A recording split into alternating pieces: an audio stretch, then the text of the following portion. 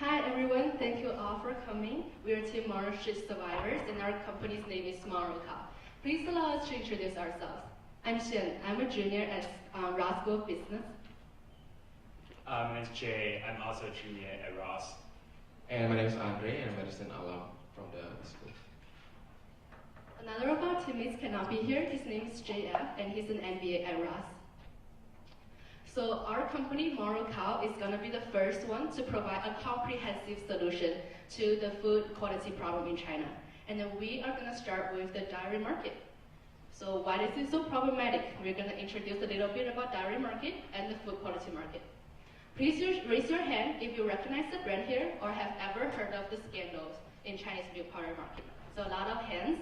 You all know that there are very low quality in a lot of domestic brands. There are a lot of other chemicals, and that threatens Chinese customers' health.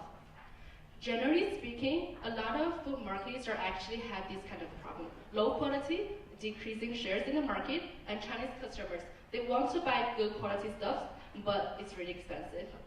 From a data perspective, 66% of the Chinese milk powder market is actually owned by foreign brands. And in the high-end milk powder market, 75% is actually owned by foreign brands. So what can we provide to solve this problem? Now let's move on to business model. We're going to provide 4 services as a line of rebirth model. Evaluation is the first one. So we're going to go in the companies and ask them 3 questions. What are their capabilities? And what is their quality control? What is the process? And also, who will be the potential strategic partners? The next part, restructuring, mergers and acquisition. This is a really important part of our business. We want to look at mid-sized firms, look at the firms that can potentially partner together, merge them if they have competitive advantages, they can compensate each other, and build them to be a stronger company. Process improvement. This is very important as well. So the first part, certification. Why is certification so important? Because a lot of Chinese companies are not certified in international standard. For example, we're going to use HACCP, and we are going to partner with NSF International to certify this process. And after that, we want to make sure that the good quality continues to go on. So we will do regular checkups, and we will also set up a rigorous monitoring plan. Last part, marketing. We have done so much hard work. We really want customers to know that these milk companies are not as before. They have experienced rebirth. So we will develop a very aggressive marketing model to help these companies to manage their brand and tell customers that we are new, we merge, and then we have really good certification and quality control.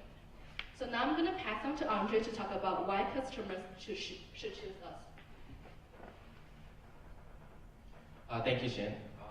So we want to provide values to the 2 parties that are being hurt the most by the scandals. First of all, the first one is the Chinese domestic food producers. We want to help them to regain trust from the Chinese consumers by creating a higher standard of safety and quality, and also by aggressive marketing that markets the international certification and standard that we're providing for them. And we want to help them to strengthen their market position by consolidating position and obtaining new capabilities through restructuring, such as mergers and acquisition with other mid-sized companies.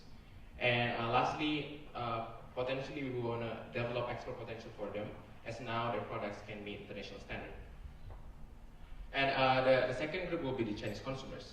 We will provide value for the Chinese consumers as we create higher safety standards for domestic products in the ailing domestic food industries or domestic food sectors through HACCP and SQF certification.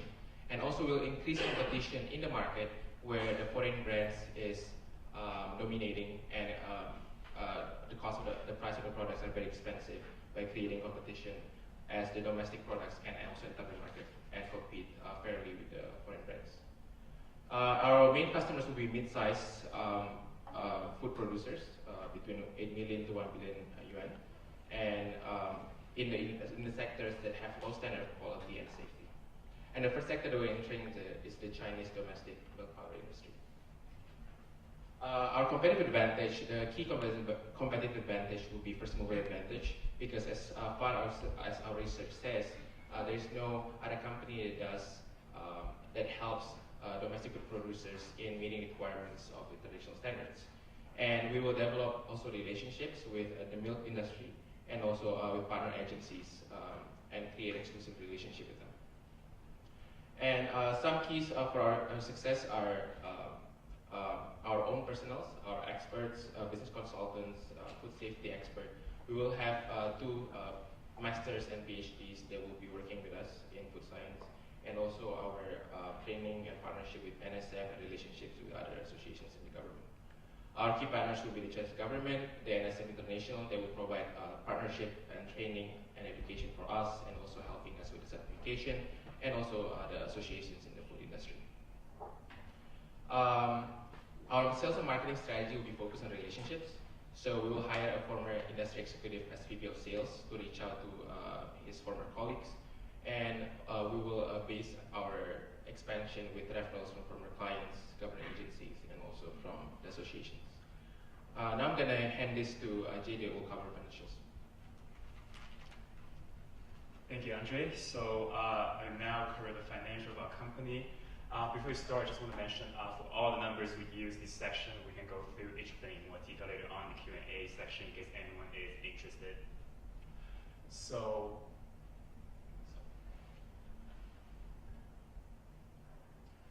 first, there's a revenue. As Shan previously mentioned, we have 4 revenue-generating services: evaluation, M&A and structuring advisory, our process improvement advisory, and our marketing strategy advisory services. And we estimate our first-year revenue to be over 7 million yuan. However, we also realized a majority of our revenue is from M&A restructuring advisory. Without that, our revenue would still be about 3 million yuan. And in terms of cost, we estimate our first-year cost to be a little short of 4 million yuan. And the biggest driver is labor and compensation, because we're in a people's business, and our biggest assets are people, and that's why it's also our biggest cost driver. But however, that is based on a percentage of revenue. So in case we don't get in as much as business, our costs will naturally fall as well. And we put all the numbers along with other assumptions into our financial model, and we arrive with net present value of this business to be over 60 million yuan, and return on equity of first 6 years to be 30%. Again, we can go over that in more detail later on in the Q&A section. And now I'll pass on back to Andre to talk about strategic analysis. Thank you, Jay. So we believe that our venture is scalable and will be profitable because there are actually a lot of sectors of the food industry in China that are troubled by the same thing, such as the pork industry or cooking oil industry. And this is our SWOT analysis that shows the opportunity in our company. Our main strength will be our personals and the relationship that we will develop. Our main weakness will be the lack of experience because we haven't started such venture in China yet. We haven't had experience in that sense. And our opportunity will be the fact that we have other areas of the food industry that we can expand to. Our main strengths will be new entrants, following our methods, building partnership with other agencies that do similar thing with our partner. So in conclusion, we'll be the first solution to food quality problem. We provide comprehensive service lines, and also we partner with expertise to solve this problem. We will contribute to domestic food product brands because we will help them increase market share. We will also contribute to Chinese customers because we will provide them with affordable quality products that are credible. So we would really appreciate your support. It will be really valuable for us. Thank you so much, and now we're going to take any questions you might have. Well, you're definitely Ross students. Yes. You totally nailed the relationship basis and the fact that weakness, your experience, is going to be a barrier to entry. And I want to drill on that just a little bit to say that KPMG would probably walk into China saying, we do this, we've done this for decades, we'll do it again for you. McKinsey would do the same, or Anderson. How on earth are you going to get your first account? How will you get a merger between Brightaria and Sinutra to happen when that is not something that's already in the works? Is your question, how are we going to be better than our competitors? No, how are you going to get a single account? First of all, as you mentioned, the key to our success will be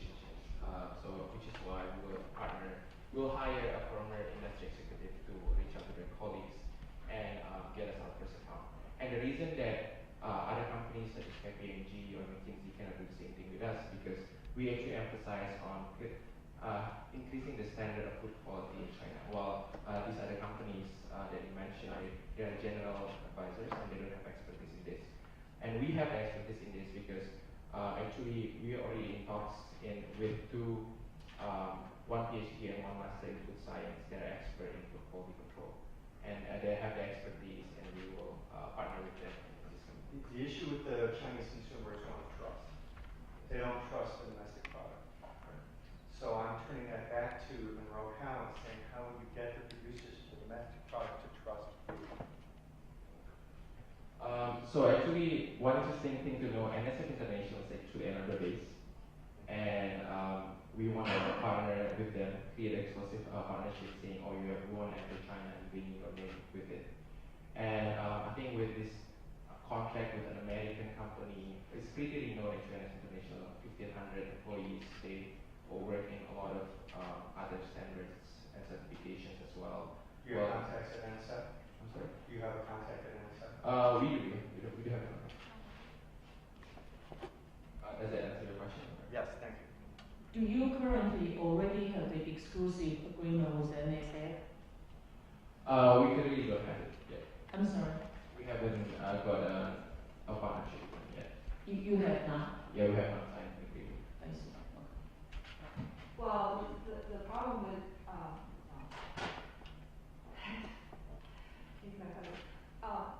have you considered how you will educate the Chinese consumers to get used to those certificates? Because how valuable those certificates is for them? Because they go through a lot of drama just within the formulas, and we're not talking about majority of population, we're talking about babies. So, you know, with the one-child policy, this is very critical, and that they, rather than big dollars just to purchase all the formulas overseas. So how can you convince them with these two certificates, they could sell more and get more benefit? And besides, even in the U.S., there's so many standards about certified organic. There's no clear defined standards, and it's still a mix in the market. So even in the U.S., there's still a lot of questions, concerns about even organic food qualities. So what is your plan to encompass these obstacles? So you definitely tackle the key concern that we have, and we're still exploring this area. But I think one main thing that we're going to do is to aggressively market on the success of HACCP standard and SQF certification, and also like market or like send a message to the customers which companies that have used this, like which international companies. Some of the big players in the industry, as far as I know, also use a similar standard. So this is something that we want to push. We haven't really found like which company actually in China, which foreign brand will use this particular certification. We actually need to contact them and maybe make some phone calls and what certification you use. And we believe if even these international companies use the same standard, and we say, our clients do use this standard, and we can hopefully convince the Chinese market to. Yeah, I'm not questioning your model. I'm just as a reminder, because even how you get your certificate, the process of getting an audit completed, who's doing the audit? This is all you have to do some kind of disclosure to make your customers and consumers convinced. Is that a question or? No, it's a reminder. Okay, so you have to, very in order to valuable. get that certificate, you have to keep a certain level of independence. Thank you. Hi, this is certainly a great topic. I was just thinking, in addition to incorporate, to have like supplier producers in your business model, have you ever thought about incorporating consumers, for example, existing consumer groups in China into your business model? The reason I ask is because in the many developed, countries,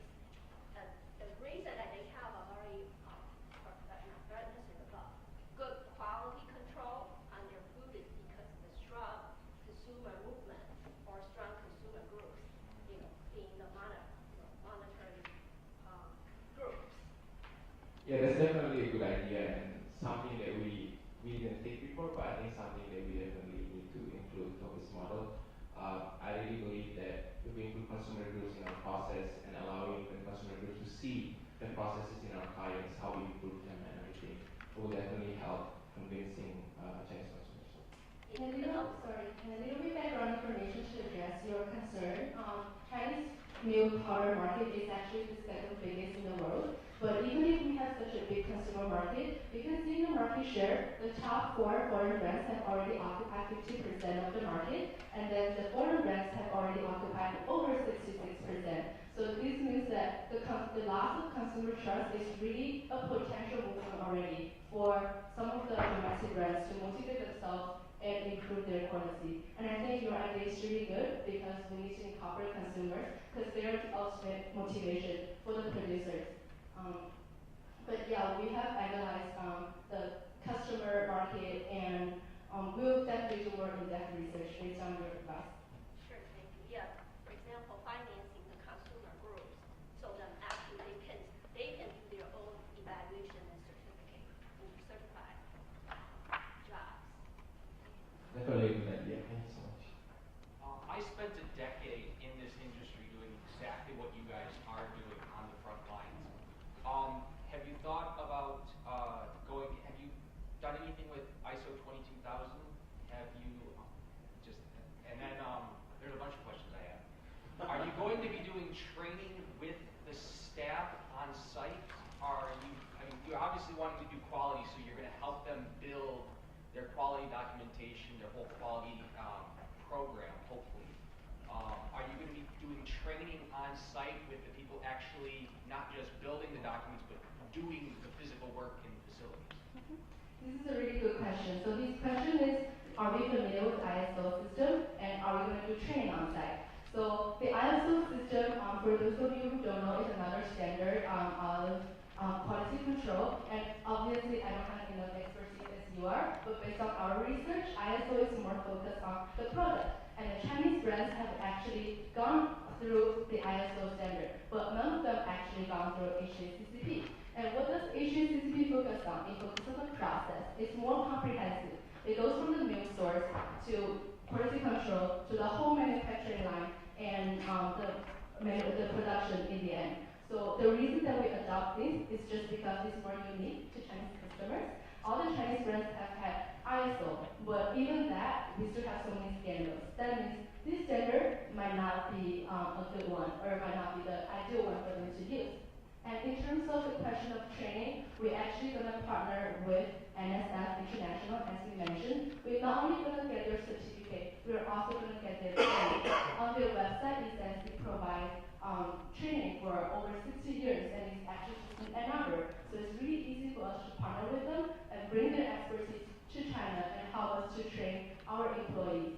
And by the way, NSF International, although it's such a good company, it doesn't have any office in China. So I think this will be a really good opportunity for them to bring their expertise to China as well. Are you saying that Stanlu did say it was ISO compliant and it wasn't? Sorry? ISO 22000? I'm sorry. I'm judging them. You get to do that. Did you say the standard group was saying it was ISO 22000 compliant? That's for Chinese, most of the Chinese milk powder brands, they have already gone through the certification of In ISO. 2008 though? Is that since 2008 or was that in place in 2008? It's over the years, but I'm not quite sure of the exact years. Can I add?